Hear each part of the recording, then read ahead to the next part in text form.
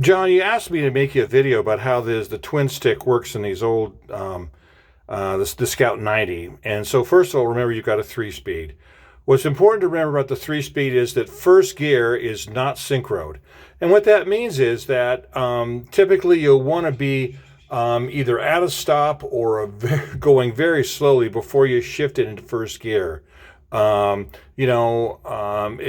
you don't, it'll grind. And these are real tough transmissions. A little grinding doesn't hurt them. But the point is you don't want to do it too much. And so just remember when you're going from second to first, you probably can't be going very fast at all. Maybe you can go 1 or 2 miles an hour and shift it in without grinding.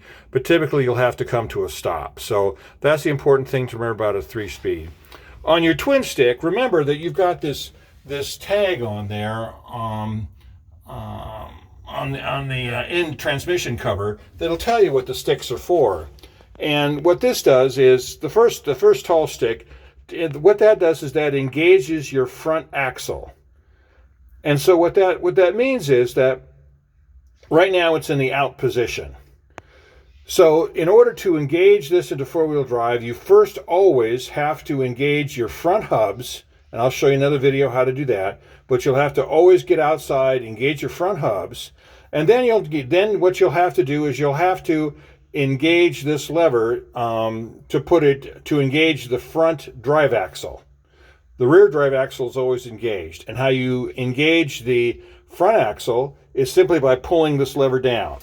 Now, it's easy to do it right now because I've actually got this car on a lift, and there's no, everything can move real freely. When there's actually a load on it, it may be sometimes kind of hard to do, and so you may have to rock the car forward and backward a little bit and kind of play with it. It's a very mechanical system.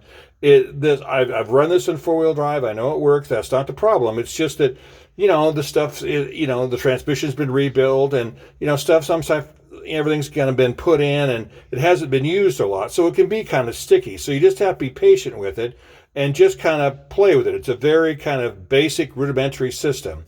So what this is first of all, I've got it down now, and that means that the front axle is engaged. So you've turned your front hubs first. Now you've got your lever down, and that engages the front axle.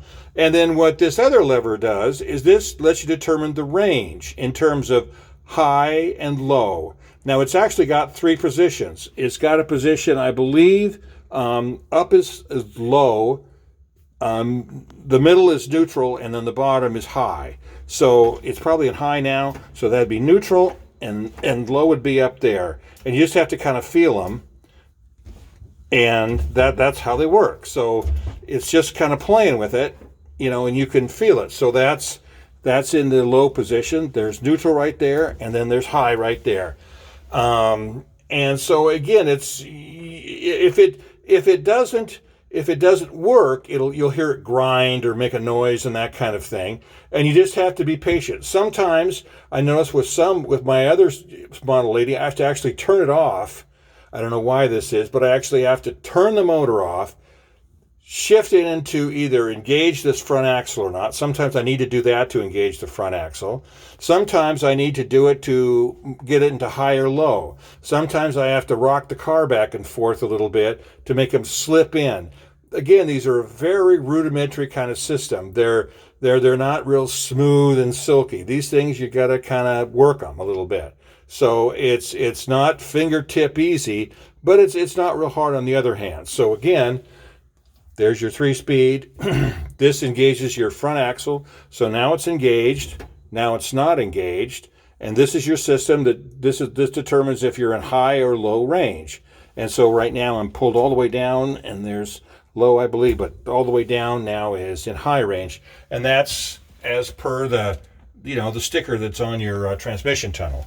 So I hope that explains it. Again, if you have trouble doing it, again, when it's on the ground, has a load, these can be kind of sometimes hard to move in, so you want to either rock the car back and forth a little bit or turn it off, and that's very typical with Scouts. I mean, I've had several of these, and I've had to do that kind of thing before. When you shift into engage this, or it's real important that when you engage this, the front axle, usually you want to be stopped.